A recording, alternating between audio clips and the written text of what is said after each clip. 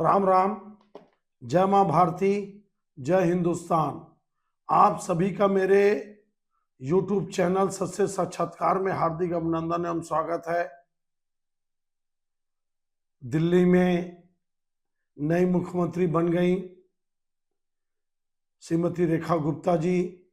ये चर्चा था कि महिला को मुख्यमंत्री बनाएंगे। एक प्रकार से अच्छा ही फैसला है।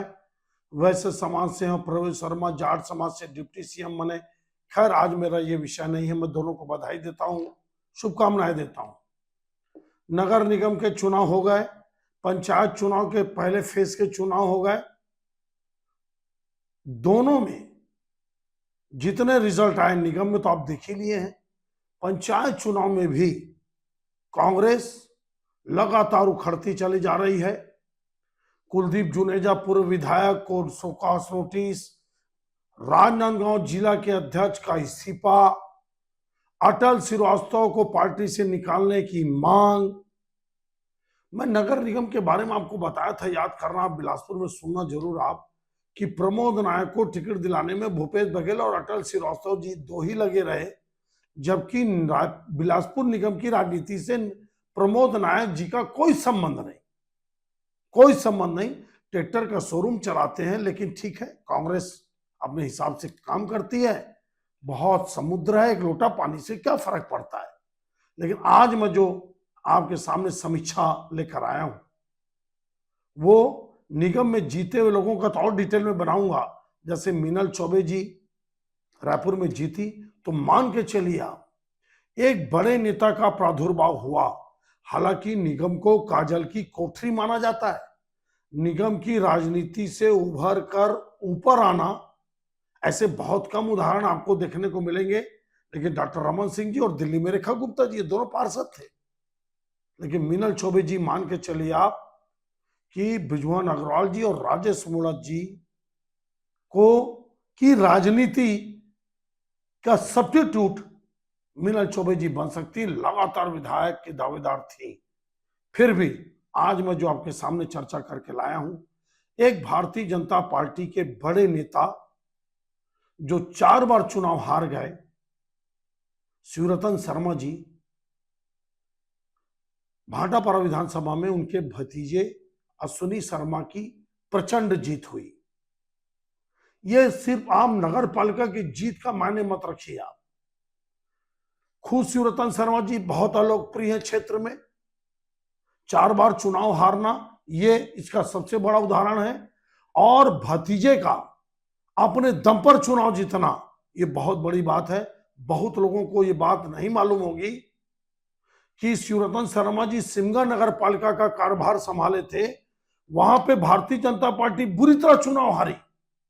भारतीय जनता पार्टी का प्रत्याशी बुरी तरह चुनाव हारा, और भाटापारा नगर पालिका के चुनाव को पूरा अपने दम पे लड़ने वाला अश्विनी शर्मा एक तरफा चुनाव जीता, और उसने अपनी राजनीतिक काबिलियत को भाटापारा नगर की जनता की ओर से प्रदर्शित किया। और कांग्रेस के ऐसे प्रत्याशी को चुनाव हराया जिसको कांग्रेसी बड़ा मानते थे। हम लोग नहीं मानते थे। देखिए, अब हम लोग जानते थे कि सतीश अग्रवाल कोई काम का नहीं है, जिसको छत्तीसगढ़ी में बोलते बिल्ली का गू, लिपने का ना पोतने का। ना वो चुनाव लड़ा, ना उसके लोग वोट मांगने निकले, ना मैनेजमेंट, ना प्लानिंग, उसकी कोई एक टोली नहीं थी जो वोट मांगने निकली। फिर भी ज्यादातर लोग मान के चल रहे थे कि सतीश अग्रवाल अपने व्यवहार और स्वभाव के कारण जीत सकते हैं। लेकिन अश्विनी शर्मा ने जिस रणनीति, मैनेजमेंट और प्लानिंग के साथ चुनाव जीता, ये उसकी काबिलियत की मैं बधाई देना चाहूंगा। हालांकि लोगों को विश्वास नहीं होगा कि मैं कैसा बोल रहा हूं, लेकिन मैं सच को स्वीकार करता हूं। ठीक है, रिजल्ट के पहले एक अलग मेरा था कि लड़ाई है, जोरदार लड़ाई है, शायद सतीश अग्रवाल को उसके व्यवहार का फायदा मिले, और शिवरतन का जो आक्रोश है वो भाटापारा नगर के लोग अश्विनी शर्मा के खिलाफ निकाले। लेकिन मैं ये भी बोला था कि अगर अश्विनी शर्मा जीतेगा तो अपने कारण जीतेगा, और हारेगा तो अपने चाचा की बदनामियों के कारण हारेगा। जनता ने एक अच्छा नेता का उदय किया। अगर अश्विनी शर्मा अभूतपूर्व काम किया अगर भाटापारा नगर में, जैसे एक बड़ा गार्डन बनाना, नगर को स्वच्छ और सुंदर बनाना, और अव्यवस्थित शहर, चारों तरफ नाली का खुला बदबू चारों तरफ आना, बहुत सारे इशू हैं। अगर एक सुंदर शहर का निर्माण अगर अश्विनी शर्मा करता है तो निश्चित रूप से मैं मानकर चलता हूं कि आने वाला भविष्य इस युवा लड़के का है। यह युवा लड़का निश्चित रूप से अपने चाचा की नाकामियों को खत्म करेगा और अपने चाचा से अच्छा नेता बनेगा, और उम्मीद है कि अपनी चाचा की परछाई से भी अलग निकलेगा, क्योंकि उसके चाचा 4 बार हार के इस क्षेत्र के बहुत बड़े खलनायक राजनीति में बने हो। और आज भी आप चल दीजिए गांव-गांव में शिवरतन शर्मा जी के खिलाफ लोगों की टिप्पणी दबे जमान सुन लीजिए आप। लेकिन अश्विनी शर्मा जी का जो जीत है, यह अश्विनी शर्मा की जीत है, यह भारतीय जनता पार्टी के कमल छाप की जीत है। लेकिन कमल छाप में जीतना इतना आसान नहीं है। अश्विनी शर्मा ने बहुत शानदार जीत करी, और आपको बताऊं मैं, छत्तीसगढ़ में एक नए युवा नेता, आप मान सकते हो, आप एक नए नेता इस क्षेत्र में, बलौदाबाजार जिला में एक नए नेता का उदय हुआ है। अब ये देखते हैं कि उसकी राजनीति कितनी अच्छी होती है। ठीक है, जीतना लड़ना एक प्रकार से आसान है, लेकिन जीत के निभाना और अमिट छाप छोड़ना विकास के माध्यम से गरीबों की सेवा करते हुए, अगर ऐसा हुआ तो अश्विनी शर्मा को आप आगे की राजनीति में बहुत बड़ा आपको देखने को मिलेगा।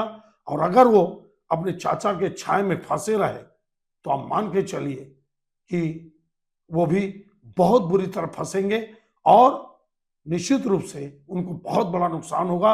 लेकिन मेरे को लगता है कि अश्विनी शर्मा में वो खूबियां हैं जो शिवरतन शर्मा में नहीं है। इस तरह से भारतीय जनता पार्टी में एक युवा नेता बलौदाबाजार जिला भाटापारा में उदय हुआ है, और मान के चलते हैं कि 4 बार हारने वाले शिवरतन शर्मा के सत्ता की राजनीति का यही अंत होता है।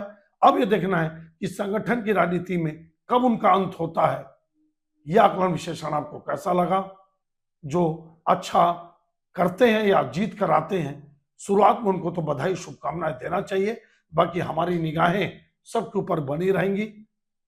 आप जरूर बताइए यह आकलन विश्लेषण आपको कैसा लगा। अच्छा लगता होगा तो कमेंट्स शेयर फॉरवर्ड करिएगा। आप सबका धन्यवाद। जय हिंद, जय छत्तीसगढ़ मातारी।